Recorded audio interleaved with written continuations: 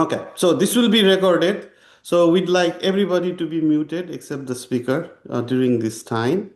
For the fellows, we prefer that you leave your cameras on if possible. But if streaming and network does not allow, we understand. But we'd like you to turn on the camera. We do have several other guest participants. For the guest participants, just to make sure that we're not being invaded by other people, we'd like you to put your name and also your organization's name on the screen profile. So that way, we know who you are, so that we don't have to kick out if there's some disturbance. But again, please do mute, because if you're not muted, then we might be forced to kick you out so that there's no background noise or anything. So with that, let's kick off. Today we are very, very fortunate to have Dr. Icha Basnyat. She's an associate professor of global health communication in the Global Affairs program with a joint appointment in the Department of Communication at George Mason University in Virginia, USA. Dr. Basnyat's primary research focus is in the intersection of gender, culture, and health inequalities. Particularly, she's exploring structural limitations, structural violence, stigma, power, gender roles, race, class injustices, and inequalities surrounding marginalized and vulnerable women's health. Her research primarily focuses on South and Southeast Asia, but she's been doing research in Nepal since 2007 as well.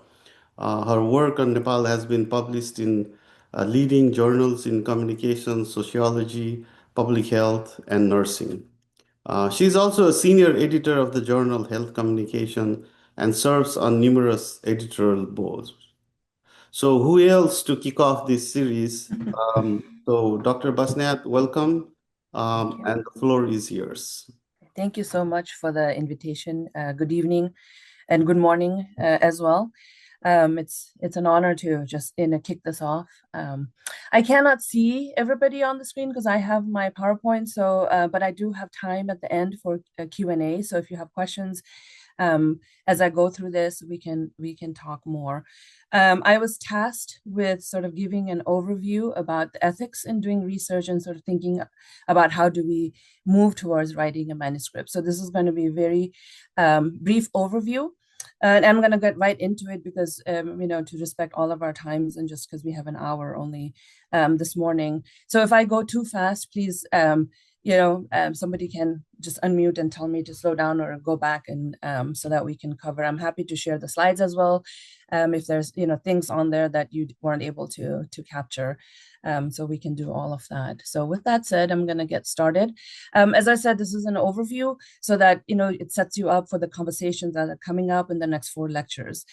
So today, my agenda is to talk about the ethics and then just kind of thinking about the manuscripts in a big overview. And so what I call manuscript writing tips, as opposed to thinking about actually doing the manuscript, right? What does it need? What do you need as you're thinking about converting your research into publication?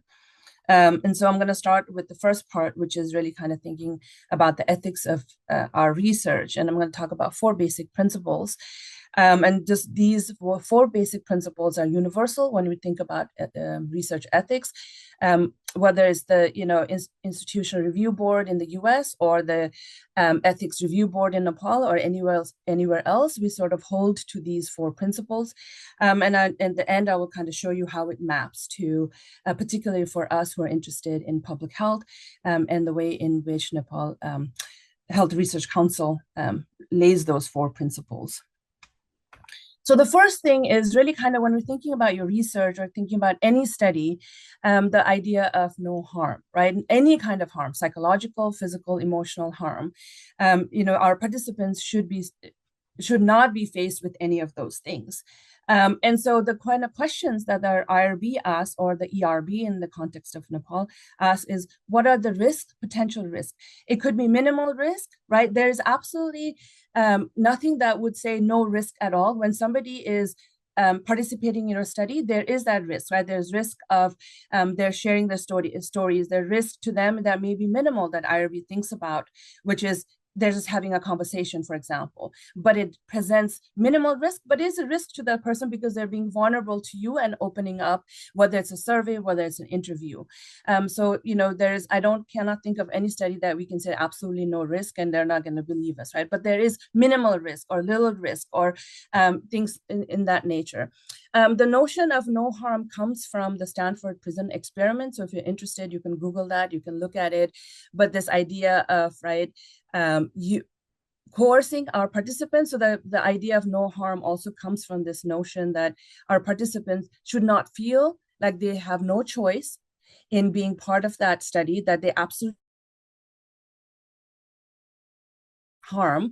So, what you have to think about are what are the potential risks, and if there are risks, how would we protect them? Is it, counseling? Is it having access to somebody else that they can talk to, right? What are the ways in which those participants are protected from this risk? There's always this question of how does this benefit the research, or as well as the participants? Why should they be participating in your study? We're not talking about the methodology. We're just talking about the study in itself, whether you do a quantitative study and do surveys, whether you do qualitative studies and do interviews, it does not matter. These principles still apply. And as I said, right, the autonomy, this question of participants not feeling like they are coerced or feeling exploited in the process where they feel like they have no choice. And the last question is really, when you're thinking about no harm, is also thinking about, is that, equality in terms of how the participants are able to be part of your study, and any burden that is part of that study in terms of risk, is it equally distributed? So saying that you have a person A and a person B, that because of their identity, because of their location, because of whatever their stories, whatever the reason is, one person is likely to have faced more harm or risk than the other person. It should not be the case. Everybody in that study, right, is in that sense equalized, that everybody has equal participation, equal opportunity to leave, as well as there's a fair distribution in terms of those risks and benefits. So the second principle that leads to this notion of no harm is what I also talked about, right, just now, in terms of not being coerced, not being exploited, and that it really is voluntary participation. Even if you have compensation, even if you have incentives, people can still withdraw from the study. People can still say, okay, thanks, right, I will take my 50 rupees and then I don't want to continue. That, we cannot arm twist people once even if they said they're going to participate, right? It still is free will in terms of whether they will continue or not. They should not feel like that is, there's no choice in that. So that's why we talk about voluntary participation. And that is why informed consent is very important. All IRBs, regardless of where you are, will require that you have informed consent. In my experience and in my studies, I have also done verbal informed consent. NHRC has allowed that because of the participants' inability to read and write. And even if I translated it from English to Nepali, somebody has to read it to them. So I had to read it to them, but they could verbally say yes or no, and I had to report that. But it does not waive the idea of informed consent. So what that basically means, that the person who is engaging in your study knows everything about your intention, knows about what the study is, right, what you are intending to do with it, what kind of information you're looking for, and they make a decision of whether they want to participate or not. And so all studies, right, need that information. All participants need that information. So this idea that you're disclosing everything and there's no deception, which is something I will talk about in a second here. And this goes back to my point earlier about, right, free will, free choice, autonomy, that even with knowing all of this information, they may say yes.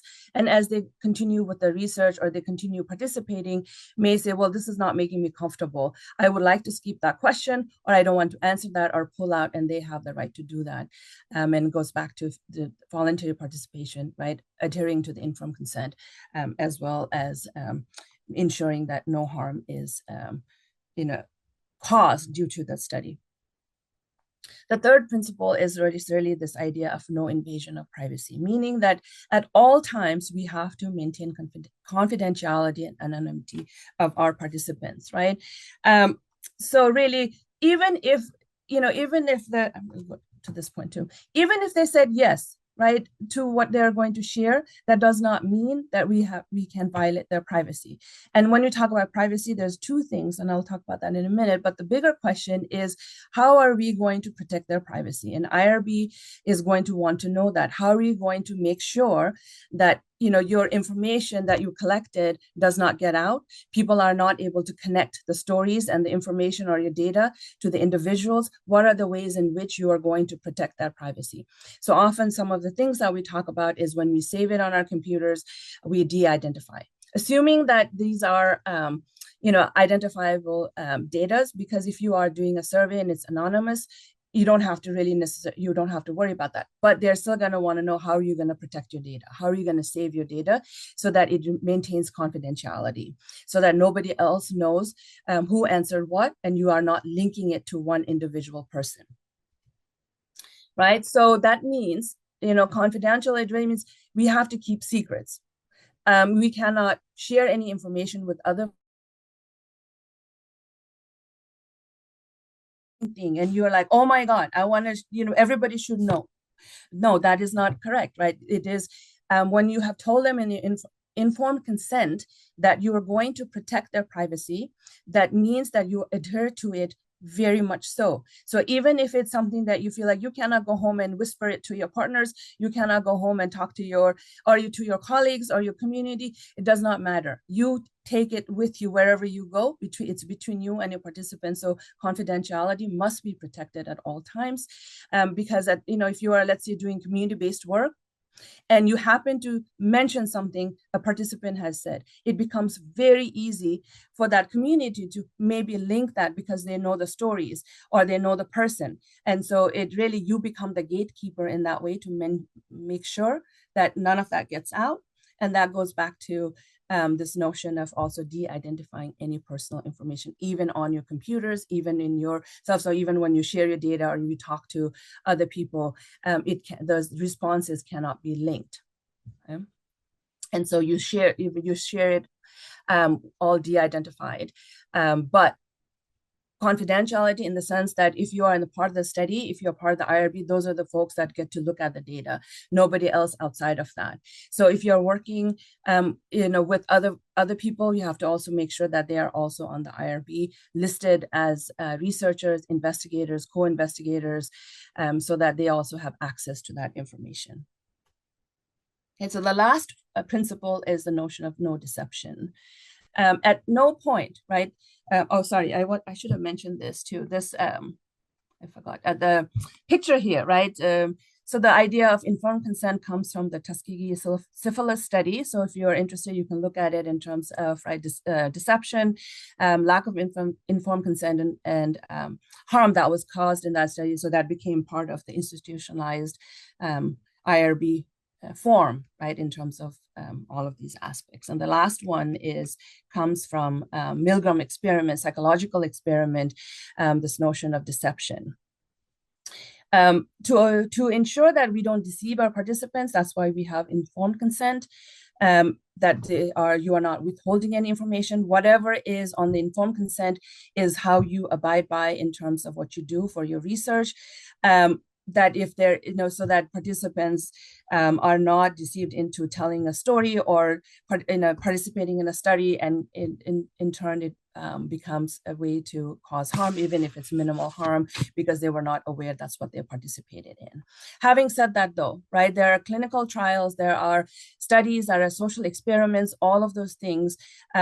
They go through much more scrutiny with IRB and ERB to make sure that that deception is needed as part of that study. And in that sense, if you are doing an experimental study, you need or a clinical trial, you need a placebo group. You cannot just decide that this is the group that is going to be in the experiment, or this person is going to get the placebo and this person isn't. It is all systemized.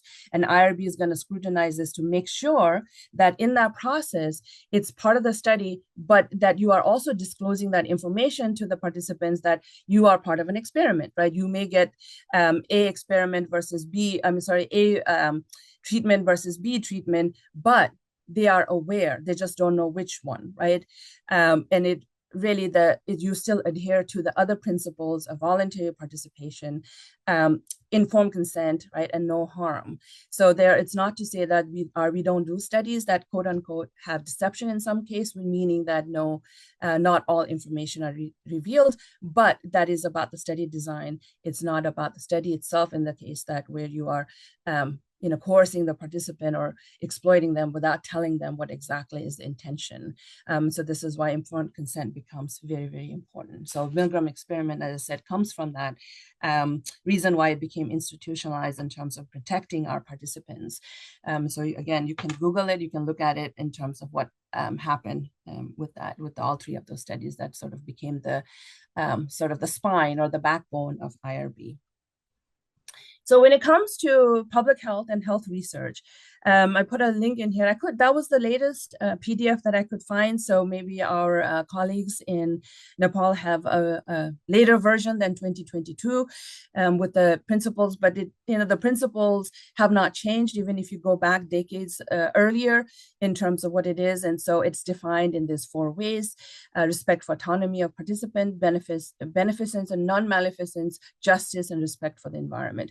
So the first 3, of course, is pretty much what I've been talking about, right? No harm, voluntary participation, which includes informed consent, no invasion of privacy, and no deception. Respect for the environment is really, I feel like it's unique to Nepal in the sense that it's really is also talking about the community and making sure that you are also culturally attuned, you're respecting the environment that you're part of when you go out in the community and do the studies, that you are thinking about that space as well. So that's also part of the principle that is part of the NHRC in terms of thinking about being aware of our communities. When you go into rural communities, or even if you go into, in my case, marginalized communities, you are also thinking about your presence and what that means in that community in terms of IRB, and making sure that you're abiding by all of those things. And it's there's a lot more pages than this that explains it. So I put a link there that you can click on later. One thing that I do want to also point out is that no matter where you get the IRB, vulnerable populations are very much defined in a similar way. In Nepal, I realized that I put it in here because they've also added, right, disaster affected populations, anyone with diminished autonomy, but pregnant women, children, prisoners, elderly, all of those are protected population. What that really means is that it's not that you cannot work with that population. It just means that IRB is going to require much more detailed review. So in the US, we talk about expedited and exempt reviews versus full board. What that means is that everybody has to, you may be asked to come in person and provide additional information, maybe asked to a committee. Expedited reviews tend to be where there is minimal harm and you're not working with vulnerable populations. Even then, NHRC talks about it being 4 to 6 weeks. So you have to plan ahead. This is not something that you can do overnight. When you're thinking about your study, IRB is the first step. If you don't have it, you cannot move forward. And to do that, you have to think about how long is that going to take. So if you want to start your study in September, you have to submit your IRB now to be able to do that, because it is going to take them 4 to 6 weeks. You cannot knock on their door and say, can I have it now? Right? You have to plan for it. And particularly if you're going to be working with vulnerable population, you're going to have to plan longer, because they may have additional questions, may even wait for you to come in and talk to them, or however that might work. So it just means you have to make sure that you allow yourself that much time to be able to plan for your study. In the context of Nepal, and this is new, I just, because as Dr. Shrestha said, I've been doing research in Nepal since 2007. And because I am in outside of the US, right, some of the requirements, some of the things that I've had to submit is, I mean, even if I'm in Nepali, I still have to work with somebody on the ground, right, to be able to do that. But they have established what they call IRCs. IRCs are institutional ethic boards. So not all of your research may go through the Nepal Research Council, Nepal Health Research Council. If you are not attached to an institution that has an ERB or an IRC, then you would have to go to go through NHRC. And so there is 63 IRC that has been established. 24 of them are in Kathmandu. So you can go onto their website and look at it and see, does your institution that you are affiliated with have their own IRC? If that's the case, then there's a contact person. You can get in touch with them and ask them about those. One of the things that I noticed is that most of those institutions are medical institutions, hospitals, medical schools. So if we're doing more of a social science research or public health research, I am not sure. And our colleagues on the ground can tell us how that works, but I would say the best option is to talk to the contact person. If your institution that you're affiliated with does not have IRC, then you must submit your IRB with NHRC. They will do this for you. So if you can check on that on their list and see which category you fall in. And one of the things that you also are needed to do, right, is what we call CITI training, which is Collaborative Institutional Training Initiative, which really basically means that you take I don't want to call it a test. I feel like it's a test, but it's really not a test, where you are really, getting trained into the details of IRB. To get IRB approval, you also, as an individual, have to have CT certificate. Dr. Shrestha and can also maybe our folks in Nepal can tell us a little bit more later. I was trying to figure out where to do the CD training, and the links that I was sent was really talking about biomedical research, but there are also people like us or some of us who also do more social behavioral research, and those are two different CD certificate that you get. There's one that really focuses on just the social behavioral, as the image shows here, and there's another one that really focuses on biomedical research. It's not to say that you cannot get both, but for my research, I have never had a biomedical research CT certificate because I don't do clinical trials. I don't do blood sample collecting, or any of those kind of things. And so I haven't had to do that. So I fall on this category of social behavioral research. But, it's you go in, answer a series of questions, kind of being certified in this notion that you are aware of the principles, you know how to apply it. You are going to be able to infuse that in your research. So this is something that is an absolute must if you're moving forward. The suggestion that I have is to discuss with your mentors how to ensure that you comply with these requirements for your study, because they're in the US, so they may already have, if you're working on a study that they already have, they may already have the IRB and can add you in. If not, you're starting something new with them, they will also have to go through NHRC to get this approval, so you can talk about this, making sure that you have this before you get started with your study. Okay. We are at about 9:25, so I'm going to shift gears a little bit. And so, if you have any questions on this, I'll save time at the end so I can come back and answer these questions, because I'm going to go into the manuscript writing.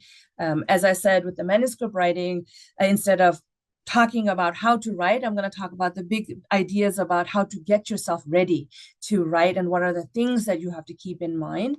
I call these tips, in the sense that these are things that should always be in the back of your mind as you are thinking about writing a research study, getting it ready for publication. Okay, so the first point is really kind of thinking about the importance of literature.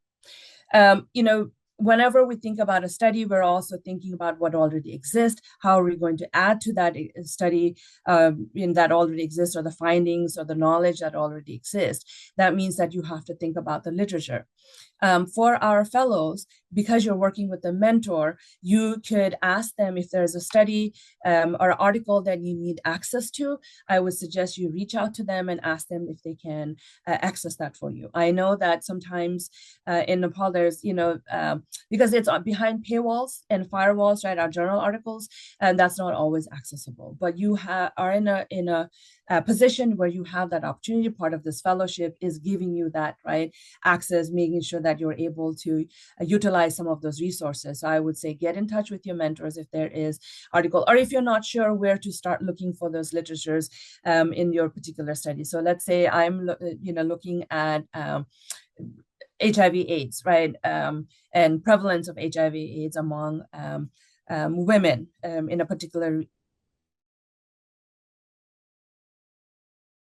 more broadly in the context of Nepal, even more globally, kind of thinking about what have we found, what is the trend right now, has it changed from 10 years ago? It's not only about statistics, right? It's also about what the studies are finding related to that.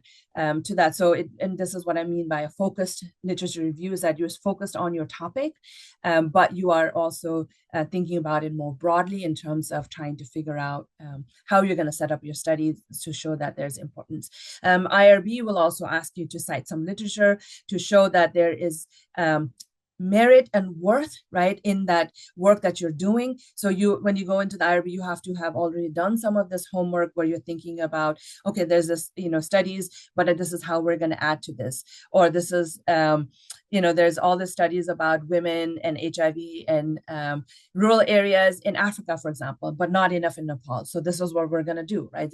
Those are the gaps that we're talking about in terms of finding that, and they are going to ask you to point them towards certain literature and citations. So you have to do some of those homework.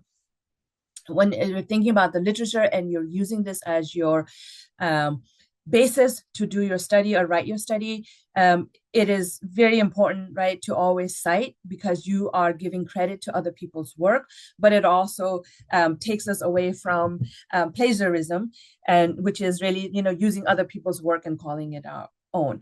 It may not be intentional. It may just be that we are not aware that is the case. So I always tell my students when we're talking about research is it's better to oversight than not to cite at all. And cite means, right, you are referring to the studies that you are leaning on, that you're building from, that you are using for your study. It's always important. You can always take out those citations if it's not relevant anymore, but when you're writing, I would say it's better to cite everything. And often my students say, do you want us to cite every single sentence? I say yes, if that's what is going to help you to make sure that that's how you're writing and that's your first draft. And if you're not sure, it's better to cite than not to cite, because these days, right, with journals publication, even as an editor, before it comes to me, our editorial assistants will have run it through AI to make sure that they are not plagiarizing in any way. Before it was took a lot longer, and it maybe the reviewers noticed it or the editors noticed it, but now before it comes to the editor, we'll get sent back, or not even get past the first checkpoint in terms of thinking about that. So it's very, very important to do that. And when we say cite, it does not mean take everything, put it in your paper, take everything, put it in your paper. It really means, what is the idea that you're trying to take from that study that's important for your study, and you put it in there and you cite it. So if you said, you were really looking at, for example, my own study, about that I recently published about entertainment workers in Nepal, and you wanted to build on that, or you want to critique it, or you wanted to use something from it, you wouldn't just take a paragraph from my article and put it in yours and be done with it, right? What is it that you're trying to get from that paragraph? And it could be that you're looking at exploitation within the work industry, right, organizational setting, or in that entertainment educate, and the implication it has on women. And so, Basnyat 2022 or 27, whatever, future, right? Or in the past, whatever the citation point may be, is, says or has found. So you are rephrasing it to make sure that you are able to do that. And it goes back to the last point. When you're writing, you are synthesizing that body of literature. So this is why we need to stay focused in finding that topic, because you're not trying to write everything. There's no way that we will be able to include everything that is out there in terms of the literature, but there's, you are also synthesizing that's important for that particular study or that particular topic. So for me, when I was writing that article, when it just came out, I was looking at entertainment establishment research in the context of Nepal, but also in Asia more broadly, to be able to kind of think about what does that mean? How is it different for Nepal? How is it similar for Nepal? What does it add? So then you look at that whole body and you start to synthesize it.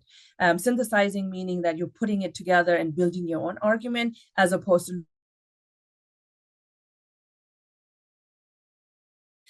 the second part is, very simple idea, right? More is not always better. What I mean is that when you're thinking about your article or thinking about, you have all this data. We always have more data than we know what to do with. But what about that data are you trying to publish? You cannot put everything in one paper. Our studies are always more complicated, right? And has always more parts than can be published in one article. So you also have to sit down and think about what is the main idea that I'm trying to get through. When you have studies that are trying to do 5 different things in one, it confuses the reviewers, it confuses the readers, and it doesn't get very far. So it's always better to have one idea that you stick to. And so the way I explain it to my students is that think of it as like an anchor, right? And I had an image of an anchor, and I was laughing to myself. I think, in Nepal, like if you put a sea anchor, how are we gonna put that in context, right? There's no sea.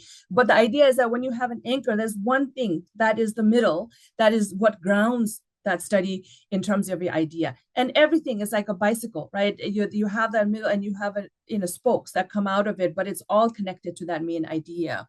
It's not that you go off on a tangent. You have 2 things that are coming together, and you go, which way, what are you trying to say? And so for me, for example, with that study, we're talking about exploitation. That was the anchor. Exploitation of women within those spaces, right? And then gender relation and gender roles. And what does that mean? And that is what anchored everything, in that sense. So if you're thinking about health, and if HIV or, cancer or, any kind of chronic illness is your anchor, that is the anchor, fine, right? But what about it? What about it are you trying to communicate? Are you trying to publish? What are you trying to add to the knowledge that already exists? And so that idea has to be pulled through from the beginning all the way to the end. So always think about, that. And so this is what I meant by more is not better, that just because you say, okay, well, I'm talking about chronic illness or NCDs, but I'm going to talk about 5 NCDs in this paper. Unless they're all related to one thing, you shouldn't be talking about all 5 at the same time, because it's going to diffuse the strength of your study, but also confuse people as they're reading. And if it confuses the reviewers, it's going to get rejected. It's not going to go very far. The third point that I have is this idea of know your audience. One of the things that that Dr. Stresser said is, the variations of my publications. When I write for public health, it's very different in terms of what I'm trying to communicate versus if I write in communication or sociology or anthropology, those kind of areas. And so I just, pulled these images from Google to kind of show that when you're writing a manuscript or an article, there's different parts that are important in different fields. So if you're strictly sticking to public health, you can see that there's one step less than if you're thinking about social science articles. And there are also journals like Social Science and Medicine that combine these 2 things, but there's one extra step, right, which is the literature review, which grounds everything. So know your audience, meaning who are you writing it for? Right? Because those are going to be your reviewers. Those are going to be the people who read your articles.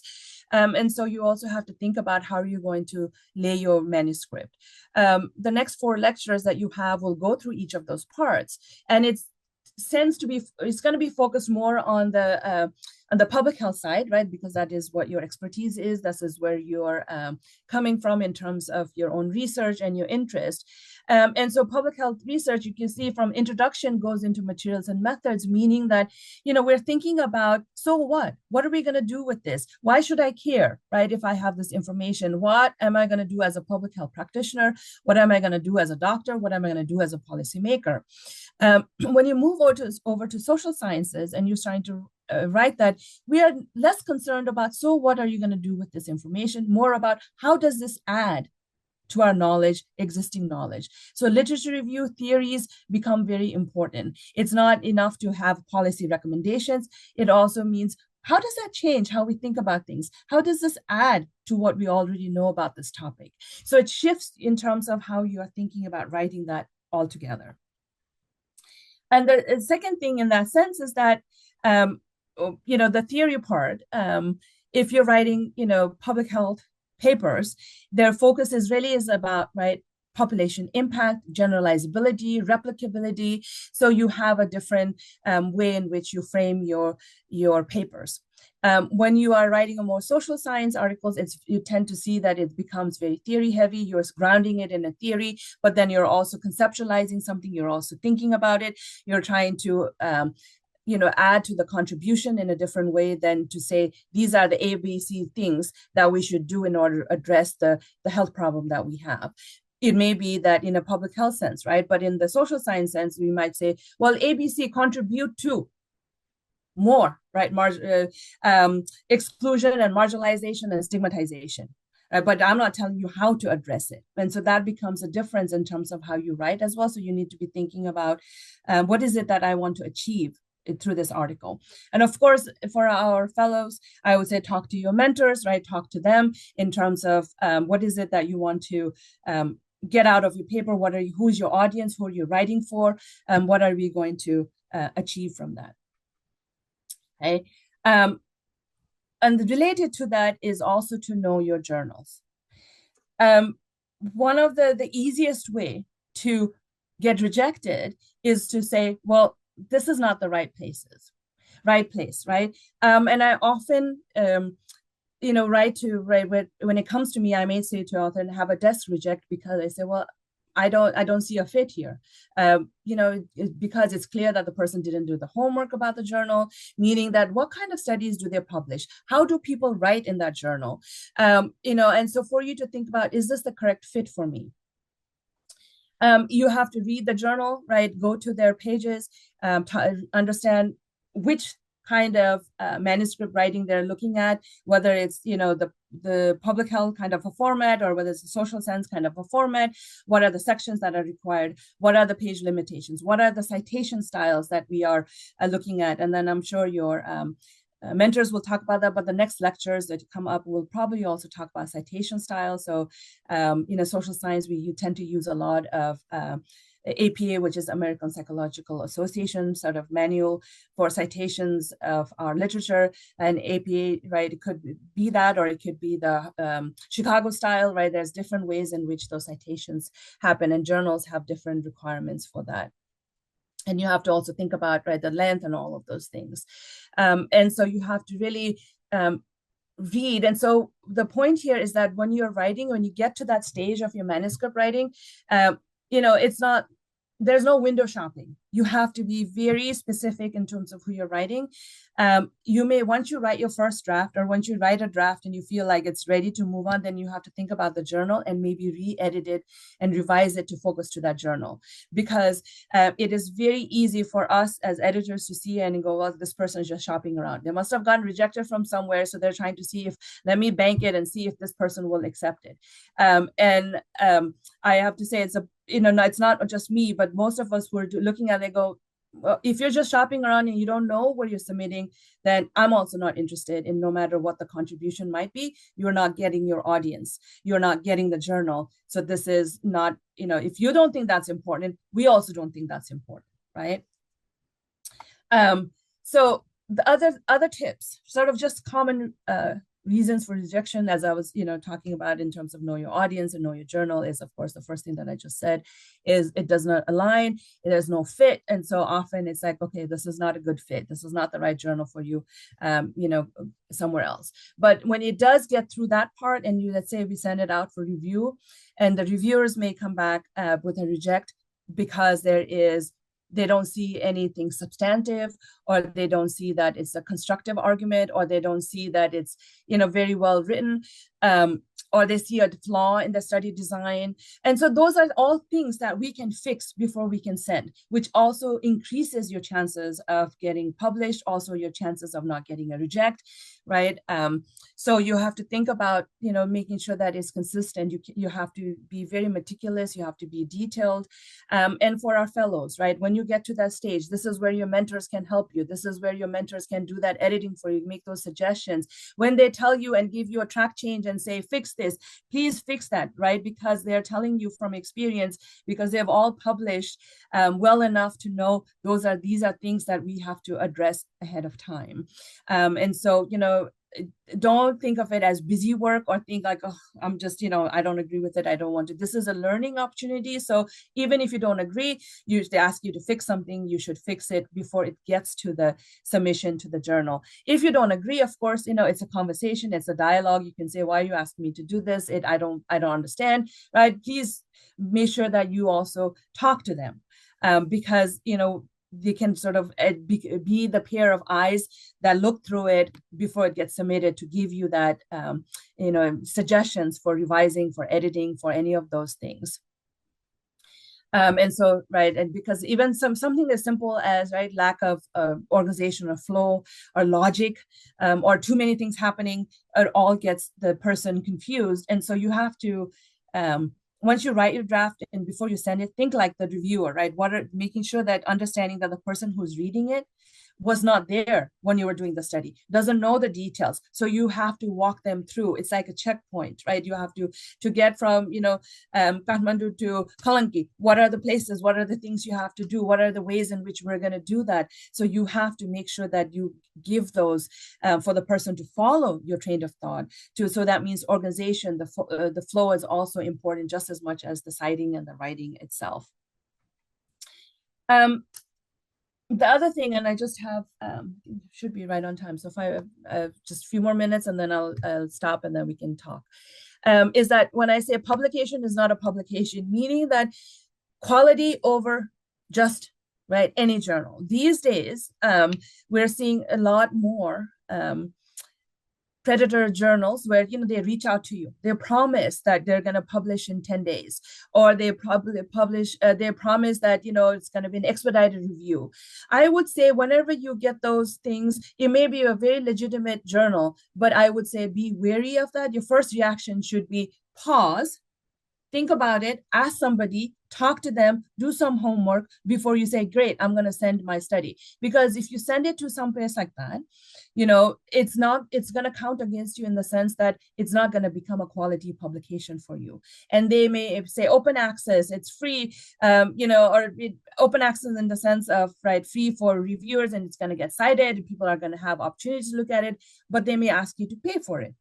And I've also put some links databases here. So as I said, I'll share my PowerPoint slides so you can look at those databases. They are always updating and making sure that they collect names of predatory journals. So Cabell's or BL's, or those databases will have a list, so you can go check on those. You can look at their index cites. You can look at the ISSN of the journal, right? The tag that they have, the editors. You can talk to your colleagues to make sure that as exciting as it is to get invited to publish, you should just take that excitement, but be wary and make sure that you are understanding where you are publishing before you do that. If it's a well-known study, and well-known journal, your colleagues, you may not have never heard of it, but others would have heard of it if it is well-known. The Web of Science or Scopus or all of those would also have it listed. It's going to be indexed. And what the most important thing is that when you go to the journal pages, the review process is going to be very transparent. It's going to show you, it's going to tell you, right? And that's the one thing that we want to make sure that your publication is peer reviewed. And it, when we say quality, it doesn't necessarily mean that you are going for the, let's say, the top in your journal that only has 5% acceptance rate versus, something that has 50%. But, we're not talking about impact factor necessarily only in terms of quality, but quality meaning that it is actually valued and is regarded, and it is in your field of study, and it's important. It gives you a leverage, and you're, to cite that or to be published in those places, as opposed to somewhere someone says, oh yeah, you got a publication, but right, what does that mean? So again, this is your opportunity to also learn that, or to have that conversation with your mentors. And the last thing I will say is that, writing is a process. When I started my journey, I really didn't think I was going to be a researcher, that I could write and publish and feel confident in that. But, it is a process. It's something that we learn. And the more we do it, the better we become at it. The more we realize those little, mistakes or tips in terms of rejections, we start to, put that in the back of our mind, or know that to do our homework even before we write, or think about those things. It already helps us, move towards making sure that we get a publication. There's always going to be multiple versions. Even now, right? I've been doing this for 20 years, but even then, every time I write, there's like folder in folder and folder, because there's multiple versions of the same thing. So you have to keep writing the first, and I would say, if you are somebody who can write in the first draft and get it out, it is amazing. It's inspirational. Kudos to you. But that is not always the case. It always takes us, particularly because English is also our second language, which means that it takes us a little bit more time to maybe make sure that we get all of those things. And I would say also, know how you write. Do you write in the morning?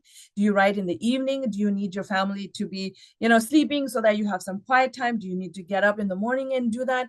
But, just set aside some time. Make sure that you have some time that you're writing and always thinking, and it's focused on just that study or writing, right? And the other thing I would say is that give yourself a deadline. So often for me, it's the conference. I know that November 1st and March 31st are my two deadlines, because those are my conference deadlines. And then I use that backwards to write, and then based on that, submit to a journal. If you're not thinking about a conference, maybe there's something else that you want to have a deadline for, that you're looking forward to, that gives you a milestone, but also a concrete way to say this is. So for a fellowship, you say end of the next year is the end of my fellowship. I must have a manuscript by then. So working backwards, right? Making a timeline, making a plan that you work backwards, and working on it every day, and writing it in a way that you're working towards it. And also, of course, having conversations with your mentor constantly in that process, to give them an update, but also to reach out to them, ask for advice, or just to, maybe brainstorm, so that you can keep writing. And even if you're not writing in the time that you've set aside, maybe it's to have a conversation with them, so that you can think about the writing, you can think about the contribution, you can think about what needs to happen. Maybe it's finding the literature, right? There's all these other parts that go into it. It's not just sit down and write. Maybe today you sat down and wrote 5 words, and that's all you needed to do. But maybe today was about the conversation that needed to happen, so that you can write those 5 words. Right? So I am gonna stop right here. I see there's a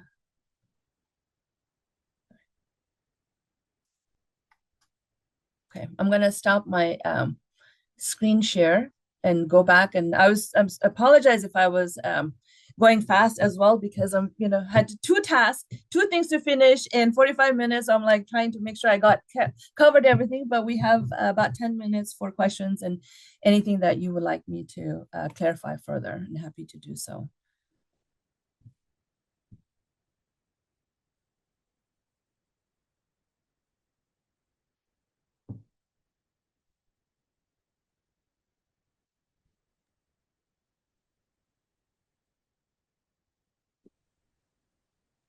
There is a question in the chat box. Okay. Sushmita has asked, can we use ChatGPT for paraphrasing purpose and provide the proper citation? Do that mean AI generated content? Oh, great question. Great question. So take a deep breath with ChatGPT. In part because, okay, so I think, ChatGPT, you can use it for, maybe checking your grammar or checking, those things to help you, if you're not sure about the sentence, of those things. I would not completely rely on ChatGPT for citations because for example, we've had students who use ChatGPT, turn in, and then there's no such article that exists. So you have to do the homework and make sure that everything is there, and you have to give it the prompt and say, this is the sentence, this is a citation, can you make it better?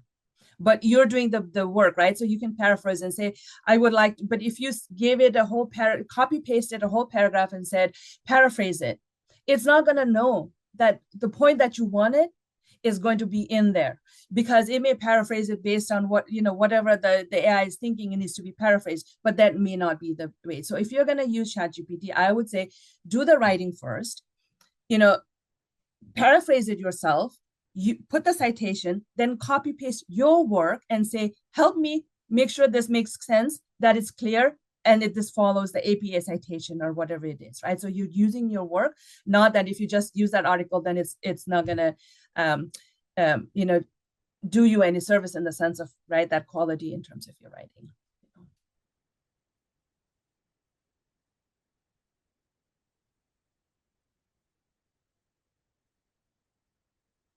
You're welcome. Other questions? Yes, thank you. So synthesizing versus summarizing means that, let's say you, I'm sorry, I keep talking about, I cite myself, because that's the easiest, right, point of reference when you're thinking about that, is that, as I say, so the article that just came out, right, you took it and you wanted to, again, let's say, talk about exploitation and impact of health on women working in entertainment sector in Nepal.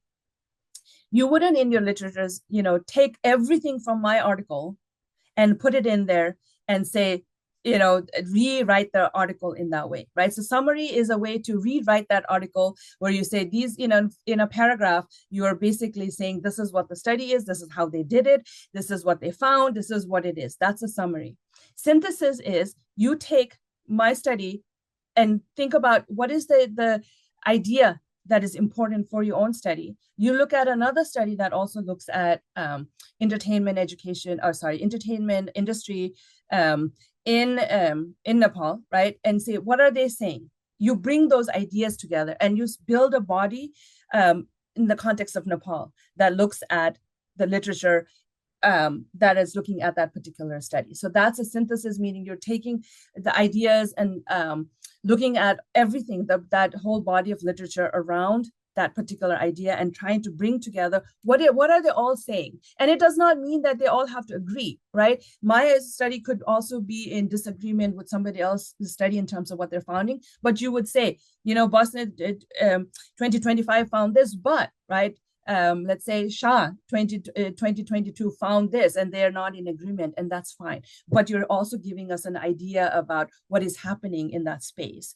And so you're taking that. So instead of saying well, the entertainment education study in terms of, I keep saying education because that's another study that I'm working on, but entertainment sector, entertainment industry, establishment, right? Or adult entertainment sector, as it says in Nepal, is to say, well, this to explain my study, re-explain it, right? That's not what you want to do, and that's what his summary is.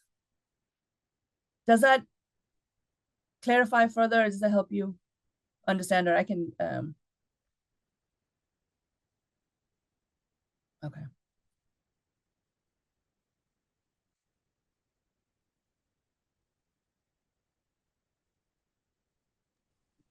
Since everybody is quiet, can I ask you one question for Sure, of course. So I think there might be sometimes confusions about authorship, like who's an author, who's not. You don't want your spouse to be a co-author, but then do you put a technician and all that? And then also the importance of, I know it's discipline specific, but the importance of first author, second author, last author. So, because our fellows will be writing the author, so they have a say as to who's going to be a co-author of that. Yeah. Could you elaborate something on Yes. that? Absolutely. Thank you for that question. So as Dr. Sassi said, authorship is discipline specific. So I like in public health or sciences, right? Last author is the most important one. In social sciences, first author is the most important one. After you get about about third or fourth author, it just is like you're part of the study, not as the lead in that sense. So that is a conversation that it needs to happen with your mentors as well, in terms of, right, how we're going to move forward. I always say, to my students or anybody I work with, it is an uncomfortable conversation maybe for some in terms of starting that, but it's a conversation you should have before, not after, so that everybody's on the same page of what the expectations are, and in terms of what you are, desiring, because that also distributes the work. So the idea is, if you're a lead author, you're doing most of the work in terms of the writing, right, in terms of putting everything together. Everybody has different roles. So if you're the fourth author, maybe your idea is that you're going to be the one that does the editing, that comes in and writes certain parts of it, right? And so you also helps distribute the work. In terms of who gets added, I don't know there's a right formula, but I feel like in social sciences, the fewer authors you have, the better it is in terms of how it's viewed. In public health, right, medical, it's like it's a whole village that gets part of that study. And this is why the last author becomes so important, because it's an indication that they're the senior author, or there's the lab that they're part of, right? It's a different way of doing that. The general rule of thumb that I follow is that if I paid you to do something, then, right, you got paid for that work. If you're going to be part of that authorship, then you should be writing or doing something that is part of that authorship. You cannot just show up and say, well, maybe somebody may say, like, I could use this publication. Can I be part of it? And I say, okay, what are you going to contribute? And though the contribution, if it's huge in terms of the writing, revising, putting the conceptualizing, putting everything, right, that's the first author, maybe the second author. And then as you move forward, maybe the role is less. But I would say the general rule of thumb is you cannot, as much as we would love to uplift everybody, but it also is your labor and it's your work. And I feel like if you are going to do that, then you should also be part of that space. And so, but then again, as I said, this is not a formula that we can put in and say this is the right authorship, but it's a conversation. That's a conversation that we should have ahead of time, so that everybody is aware of what the expectations are, and go with that. So that would be my suggestion, and that's how I tend to approach it. But Dr. Bhatta, yeah, please. Yeah, also a lot of journals will specifically ask you what has each author contributed, and you have to specify. And some journals are going to say, that's not enough for this individual to be included. Author, put them in the acknowledgement section. So you have to have made substantial intellectual as well contribution to the. But yeah, have that conversation ahead of time, so everybody has the expectation, rather than later on creates a bad situation.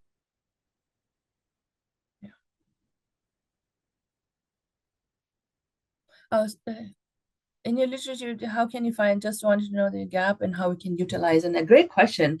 Read, reading. That's the way. I would say, right. The best way to find the gap is that.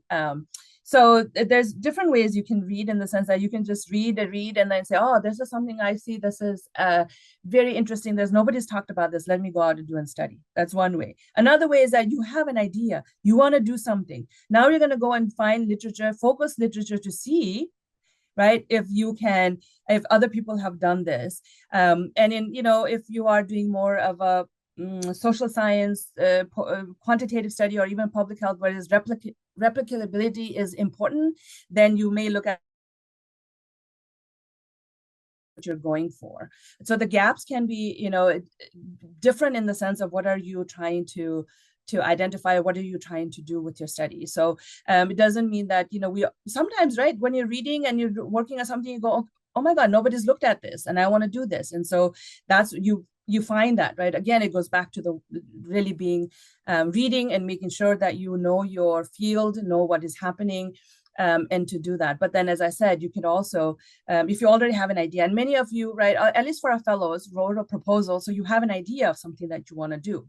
So then you go into the literature, you ask your mentors, I'm looking for something, where do I find articles? Where do I, where should I be reading this? And you start reading to see what that is in the context of Nepal, outside of Nepal. And I mean, when you're doing the initial literature, I would say literature review or searches, don't limit yourself to just one context, because, there may be something that is important that you haven't, that hasn't been done in Nepal, or something that has been done somewhere else, that you can, borrow from. But the context is important because you are doing the study in Nepal. So that context is important. So you have to do the research related to Nepal too, in terms of literature. But I would say start bigger in terms of kind of thinking about, so if it is about, let's say access to a vaccine, for example, right, of HPV vaccination. I don't know what's happening in Nepal, but you also don't know what's happening in the world right now. So, but you can, look at it in terms of thinking, and then you can figure out where that gap might be in terms of how you frame that study,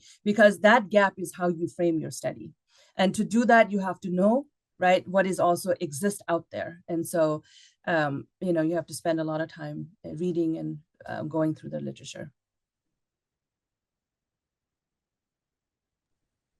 I think in the interest of time, we'll have to wrap it up. Oh, sorry. That 10 minutes went by so fast. No, that's fine. Arjuna, do you have any thoughts, any questions, or anything? No, I would just like to thank you a lot, Dr. Icha, for the wonderful presentation. It was really amazing. And also thank all of the participants for their active participation. And I guess the questions were really great. And I think the follow-up session, like seminars, would also answer most of them. Yeah, thank you and I hope that was somewhat of helpful for you all to get started. And if you have any questions, please feel free to reach out. You can always email me if you. So one of the things in terms of the authorship that I had was also, I mean, over the series, I mean, all the fellows will be, exposed to, different topics. Was also not just co-authorship. There's an acknowledgement section there. Keep in mind, some journals like the AIDS will only allow 10 co-authors. And so you have to make a judgment ahead of time and make sure that you have a communication like Dr. Basnyat was saying. You have to have a hard communication with certain people saying, look, you'll be acknowledged and you'll be a co-author and whatnot. Along the same line, ChatGPT was brought, but plagiarism is a big fault in manuscript writing. So that is something that we will keep on harping to all the fellows specifically. The other thing is, you have to give credit. Acknowledge means give credit in terms of the literature. That's why we cite. And that doesn't mean that you can't just say you copied exact words and said, oh, I cited that. That's not how it works. So there are different ways because you have your own thought process and you're giving credit for somebody else. Having said that, for the fellows, if you have some literature that you need and it's not available in Nepal, please communicate with your mentors. And also, please communicate with, Archana Pokhrel. She's here. Raise your hand, Archana. I know all the fellows know her. Communicate with her, and then we will do whatever we can to make sure that you have those articles. Dr. Archana Shrestha and I will be communicating on that. So make sure that you have those resources. Again, thank you all for participating. Dr. Basnyat, that was so crystal clear. We have this recorded, so I myself will be, going through these slides and video recording. We will make this recording available to the fellows. Okay. Yeah. Madhav, and I'm happy to share my slides too, if you want it, if anybody wants. And I know there's like links and lots of words in there. So, Madhav, did you have something to say? No, I'll just. Okay. So with that, I think we will wrap it up. If Dr. Basnyat, Dr. Archana Shrestha, and Dr. Bhatta, if you can stay back for the rest of you, have a great day, great night, sleep well. Thank you. Don't think too much about your manuscript. It will come along.